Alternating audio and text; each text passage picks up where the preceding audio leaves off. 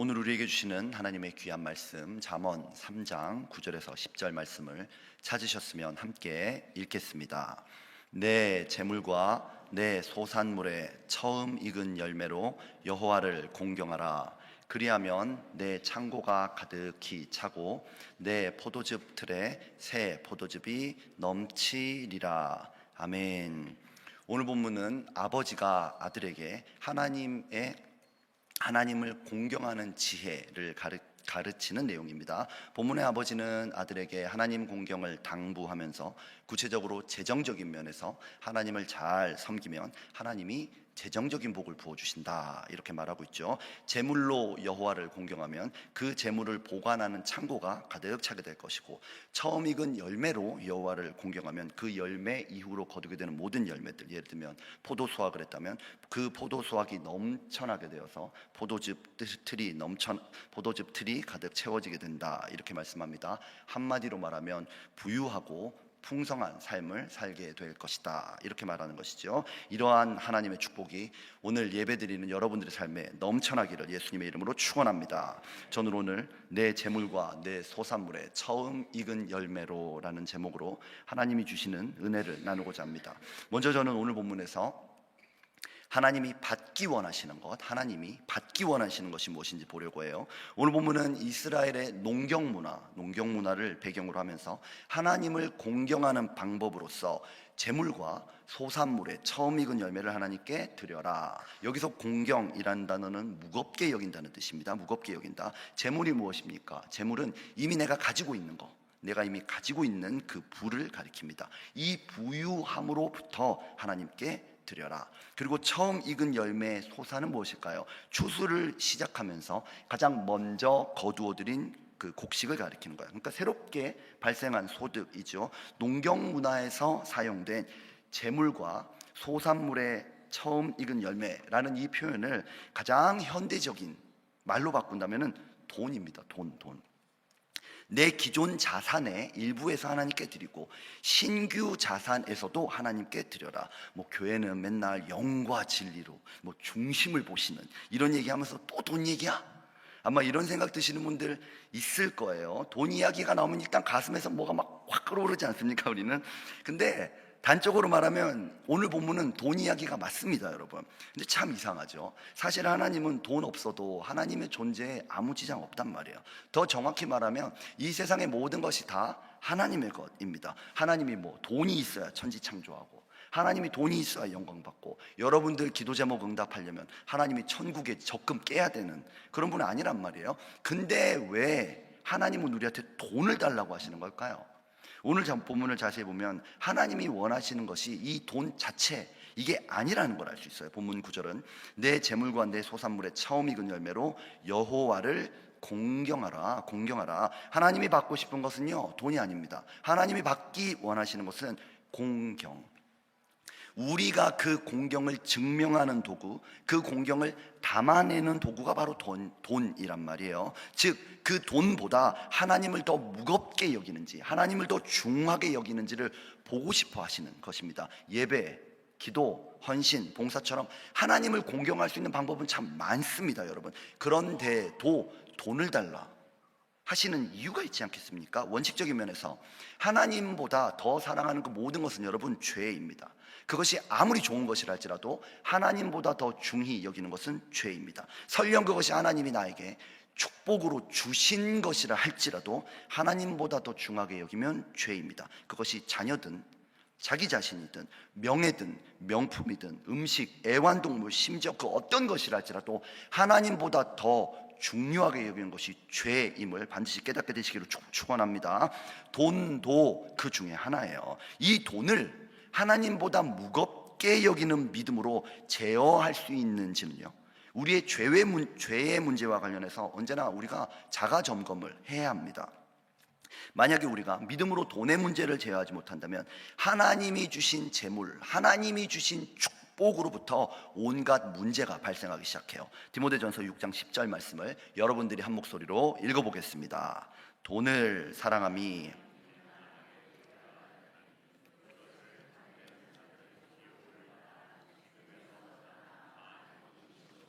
자기를 찔렀도다. 아멘. 왜 하필 돈, 우리가 그렇게 좋아하는 돈, 그 돈이 일만 악의 뿌리가 되는 것일까요? 일단 돈이 많으면요, 전능하지 않은 인간이 전능한 척 하면서 살 수 있기 때문입니다.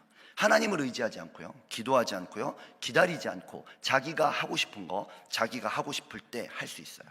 인간이 하나님의 자리에 앉고자 하는 죄악된 본성을 가장 잘 자극하고 충족해 주는 것이 바로 돈입니다. 돈이라도 없으면 하나님이 해주실 때까지 기다리게 되거든요. 근데 돈이 있으면 그냥 해버립니다.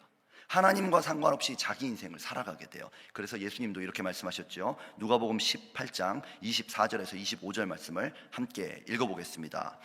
재물이 있는 자는 하나님의 나라에 들어가기가 얼마나 어려운지 낙타가 바늘귀로 들어가는 것이 부자가 하나님의 나라에 들어가는 것보다 쉬우니라. 그런데 이 말을 두고요, 부자는 하나님을 잘 믿을 수 없다거나 혹은 부자는 악하다, 이렇게 받아들여서는 안 될 것입니다. 근데 예수님의 제자들도 이 말씀을 듣고 우리랑 비슷한 생각을 했던 것 같아요. 그래서 예수님이 이렇게 말씀하십니다. 누가복음 18장 27절에서 무릇 사람이 할 수 없는 것을 하나님은 하실 수 있느니라. 하나님은요, 부자의 삶에도 분명히 역사하십니다. 그를 구원으로 인도하세요. 돈은 누구에게나 강력한 힘을 발휘합니다. 그런데 그 돈의 유혹이 아무리 대단해도 그 어떤 돈보다, 내가 가진 부가 아무리 크다고 해도 그 부유함보다 하나님을 더 중히 여기는 부자는 그것으로 하나님께 영광을 드러내고 그 돈을 다스리게 된다.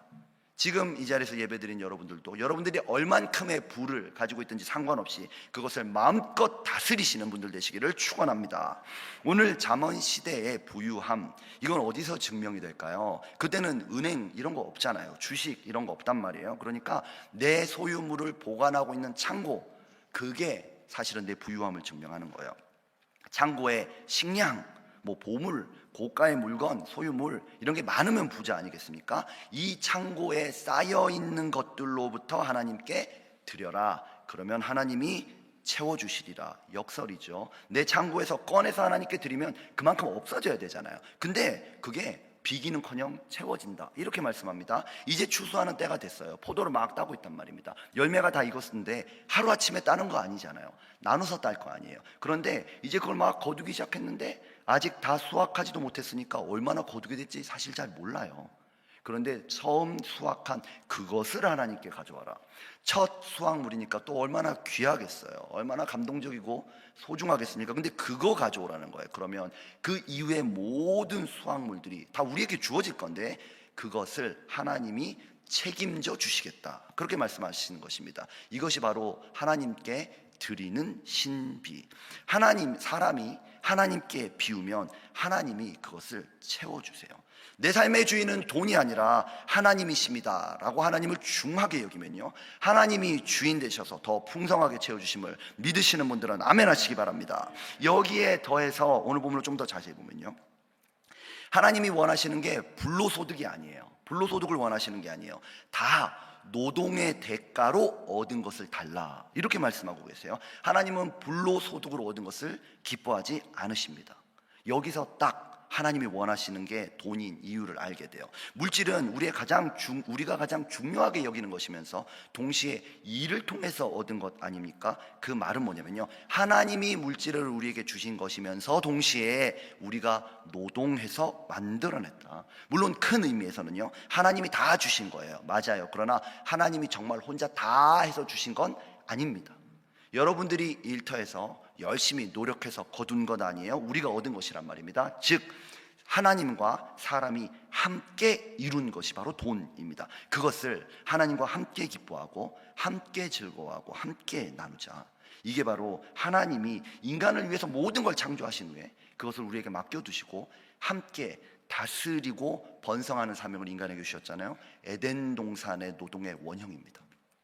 그렇기 때문에 돈은 돈으로 끝나는 것이 아니고 하나님과 함께함으로 이룬 것을 하나님께 올려드리고 내가 누리게 하는 매우 신비한 것입니다. 그러므로 돈 이렇게 하면 돌아버릴까요? 돈 하면 돈이 신이 되어버려요. 그러나 이것을 하나님께 드리는 믿음을 통해 돈은 하나님과 인간이 만들어내는 거룩한 하나님의 산물이 되는 줄로 믿습니다. 이것이 바로 삶의 지혜예요. 여러분, 지혜. 하나님이 원하시는 것은 돈이 아닙니다. 공경을 원하십니다. 그런데 그 공경을 받기 원하시는 궁극적인 목표가 뭐냐? 우리와 함께 하기 원하심인 줄로 믿습니다. 메시아 하나님을 인정하고 그분과 동행하는 것, 이것이 바로 하나님을 공경하는 지혜입니다. 우리 삶에 하나님을 하나님의 자리에 모셔드리고요, 그분이 우리에게 주신 모든 것들로 그분께 영광 올려드리는 것, 그분을 더 중하게 여기는 것. 여러분들이 이런 믿음의 지혜를 따라 살 수 있다면 여러분의 창고가 반드시 가득 채워질 줄로 믿습니다. 하나님이 일하시기 때문이에요. 여러분의 포도즙 틀에 하나님의 포도즙이 넘치게 될 줄로 믿습니다. 하나님의 것이기 때문이에요. 하나님께 먼저 드림으로 하나님의 복을 받기 원하시는 분들은 아멘 하시기 바랍니다. 둘째로, 저는 하나님이 주기 원하시는 것, 아까는 받기 원하시는 것이었죠. 하나님이 우리에게 주기 원하시는 것이 무엇인지 한번 살펴보고 싶어요. 하나님은 우리의 공경을 받으실 때 절대 가만히 계시지 않습니다. 반드시 복으로 역사하세요. 이거는 우리가 하나님께 이만큼 투자하면 요만큼 거둘 수 있다, 이런 투자의 지혜를 가르쳐주는 말씀이 아닙니다. 하나님께 물질을 드림으로 하나님을 공경하고 그분을 공경하면 그분과 동행하게 될 텐데, 그분과 동행하는데 복을 안 받는다, 복을 못 받는다, 이건 불가능한 일입니다. 천지를 지으신 하나님의 약속의 말씀이 있기 때문입니다. 우리 신명기 28장 2절에서 6절 말씀을 함께 읽어보겠습니다.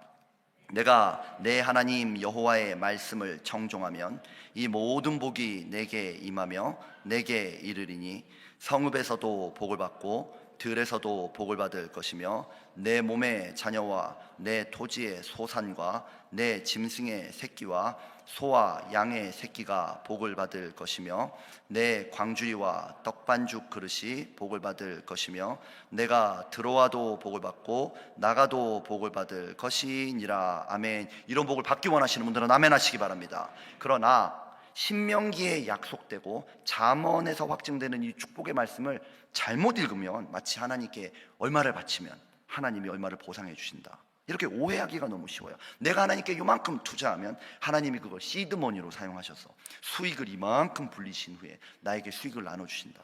하나님이 무슨 펀드 매니저입니까? 하나님은 그런 분이 아니십니다.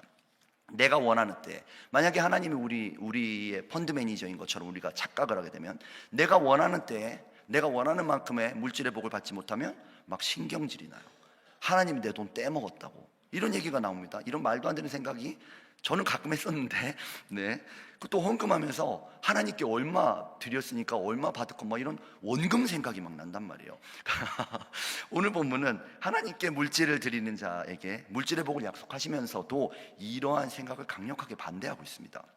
오늘 본문에서 하나님께 드리는 것은 재물과 소산물의 첫 열매죠. 처음 익은 열매, 이것을 하나님께 드림으로 공경한다, 이렇게 말하지 않습니까? 하나님을 만나야 드리죠. 하나님이 받으시는 방법으로 드려야 하나님이 받으시죠. 이 방법이 오늘 본문을 자세히 보시면 여러분 나오지 않습니다. 그냥 내 재물과 내 소산물의 처음 익은 열매로 여호와를 공경하라, 이렇게만 말씀하고 있죠. 그런데 이스라엘 사람이라면 이 말씀을 들을 때 딱 바로 알게 돼요. 소산물의 처음 익은 열매라는 이 표현 때문입니다. 이스라엘은 추수 시즌이 시작되면요, 그 첫 수확물을 하나님께 가져다가 초실절 제사로 드렸습니다. 초실절 제사, 즉 오늘 본문에서 하나님을 만나는 때는 초실절이고요, 드리는 방법은 제사입니다. 레위기 23장 10절 말씀을 함께 읽어보겠습니다. 이스라엘 자손에게 말하여 이르라. 너희는 내가 너희에게 주는 땅에 들어가서 너희의 곡물을 거둘 때에 너희의 곡물의 첫 이삭 한 단을 제사장에게로 가져갈 것이요. 이 초실절 제사에 담긴 의미가 무엇입니까? 우리를 애굽에서 구원하신 하나님께서 이제 가나안으로 우리를 인도하시면 그곳에서 받는 모든 축복은 다 하나님의 것이므로 가장 귀한 첫 열매를 하나님께 돌려드린다. 이것이 초실절 제사예요. 율법을 보면요, 초실절 제사는 어린 양의 피로 구원을 받은 유월절 아시죠? 유월절 이후 가장 처음 오는 안식일, 바로 그 다음 날 드리게 되어 있습니다. 즉 구원의 감격과 맞물려 있는 절기라는 거예요. 그러니까 초실절의 의미는 결국 우리에게 먼저, 우리가 뭔가를 드리기 전에 우리에게 먼저 구원을 행하신 하나님에 대한 감사, 하나님이 우리를 구원해 주셨으니 우리도 하나님께 우리가 할 수 있는 방법으로 최선의 감사를 올려드립니다. 그런데 우리가 드리는 이것조차도 우리의 것이 아니고 우리가 드리는 이 헌신조차도 다 하나님의 것이며 일부에 지나지 않습니다. 이런 강력한 믿음의 고백이 담겨 있는 제사가 바로 초실절 제사예요. 그러니까 하나님이 내 창고에 쌓아주신 것과 이번에 수확한 곡식의 첫 것이 아무리 대단하다고 해도 내 고생과 눈물이 담겨 있고 내가 아무리 절실한 마음으로 거둔 것이라 해도 주님께라면, 나를 구원하신 주님께라면 아깝지 않습니다. 또 어쩌면 내가 주님께 드리는 이것이 인생의 흉년을 만날 때가 분명히 있을 것입니다. 가뭄 혹은 내 실수로 인해서 내 재정적인 상황이 초라할 수 있어요. 그러나 주님께서는 받아주실 것이므로 이것을 주님께 올려드립니다.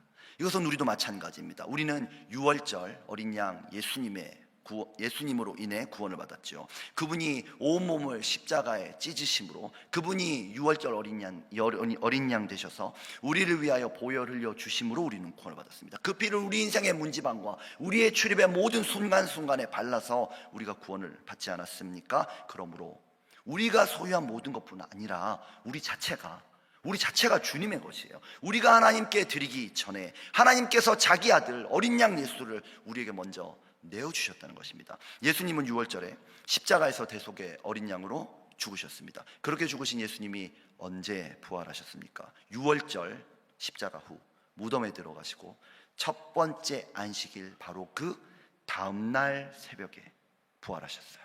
우리로 따지면 안식일 다음날이니까 일요일이겠죠. 예수님께서 부활하신 날은 바로 안식일 다음날인 주일, 부활주일, 그 부활주일에 부활하셨습니다. 즉 안식일 다음 날이니까 유월절 다음 첫 번째 안식일 다음 날이니까 이날은 초실절입니다. 초실절. 예수님은 부활하실 때 인류 역사상 최초의 부활의 열매를 우리에게 맺어주셨어요. 그래서 고린도전서 15장 20절에서는 그러나 이제 그리스도께서 죽은 자 가운데서 살아나사 잠자는 자들의 첫 열매가 되셨도다 라고 하셨습니다. 원래 초실절은요, 우리가 하나님께 우리의 수확물을 드려야 되잖아요. 그런데 우리가 가진 것으로 아무리 드려봤자 그것이 하나님의 영광을 충분하게 드러내지 못한다는 것입니다. 생명이 되지 못한다는 것이에요. 그래서 하나님께서는 그분의 가장 귀한 첫 열매, 부활의 첫 아들이신 예수님을 우리에게 보내주셨어요. 하나님이 우리를 위하여 먼저 가장 귀한 자기 아들을 십자가에 내어주시고 또한 우리를 위하여 첫 열매, 부활의 첫 열매를 우리에게 주셨다는 것입니다. 예수님께서 부활의 첫 열매가 되시고 그것을 우리에게 주셨으므로 이제부터는 예수님 안에서 죽는 모든 사람은 예수님의 부활을 따라서 부활의 열매를 맺게 되는 줄로 믿습니다. 하나님이 우리에게 주기 원하시는 것이 무엇이에요? 물론 하나님은 이런 저런 축복 다 주십니다. 그러나 그 어떤 것과도 비교할 수 없는 하나님의 축복은 유월절 어린 양 예수로 말미암아 우리가 죄사함 받았다는 것, 또한 초실절 예수를 통해 우리가 반드시 부활하게 될 것이라는 것, 그 부활의 영광을 바라보고 그 부활의 영광 가운데 살아가는 것, 그것이 정말 하나님이 우리에게 주기 원하시는 축복인 줄로 믿습니다. 생각해 보세요, 여러분. 이렇게 본다면 우리가 하나님께 드리는 것이 많겠습니까? 하나님이 우리에게 주시는 것이 많겠습니까? 오늘 우리는 잠언에서 참된 지혜 두 가지를 배웁니다. 그것은 하나님께 물질을 드림으로 하나님의 임재를 내 삶에 끌어당기는 지혜입니다. 또한 하나님이 우리에게 주신 부활의 첫 열매 되신 예수님을 아는 지혜, 우리 구원의 근원이시며 우리 인생을 부활로 인도하시는 예수님을 아는 지혜, 그 예수님과 함께 동행함으로 하나님의 복을 받는 여러분 되기를 축원합니다. 함께 기도하겠습니다. 주님 감사합니다. 오늘 우리는 잠언으로부터 소중한 지혜를 배웁니다. 하나님께 드림을 통해 우리 인생이 하나님과 동행하는 것, 그리고 우리가 그 무엇을 드리기 전에 이미 하나님께서 가장 사랑하는 아들을 우리에게 주셨다는 것, 그것을 깨닫는 것이 지혜입니다. 오늘도 예수님과 함께하는 지혜로 세상을 승리하는 우리 되게 하여 주옵소서. 감사드리며 예수님의 이름으로 기도합니다. 아멘.